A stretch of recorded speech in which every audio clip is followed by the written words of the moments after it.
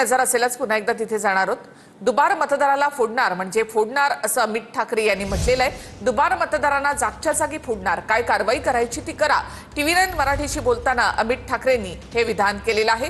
तर पाय तोडायचे असतील तर बेहरामपाडा नळ बाजारामध्ये जा असं नितेश राणे यांनी म्हटलंय। दुबार मतदारांना आम्ही तिकडच्या तिकडे फोडणार, तिकडच्या तिकडे फोडणार। आमच्यावर कारवाई होऊ दे, आम्ही लोकशाही कुठेही जाऊन देणार नाही। लोकांचा हक्क आहे मतदान करणं। तुम्ही कुठेतरी येऊन दुसऱ्या राज्यात येऊन आमच्यासाठी ठरवणार असाल की आमचा मंत्री किंवा आमचे नगरसेवक कोण होणार, तर आम्ही तुम्हाला मारणार म्हणजे मारणार।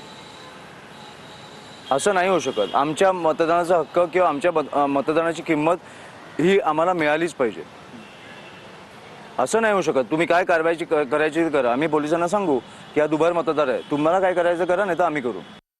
पहिले जाऊन मोहल्ल्यामध्ये उभे राहा। सर्वात जास्त बोगस मतदार तिथे असतात। एक एक जण बुरखा घालून 14 15 वेळ मतदान करताना आम्हाला अनुभव आहे। पाय तोडायचे असतील ना, बोगस मतदार पाय तोड, जेव्हा बेहरामपाड्यामध्ये, जेव्हा नल बाजार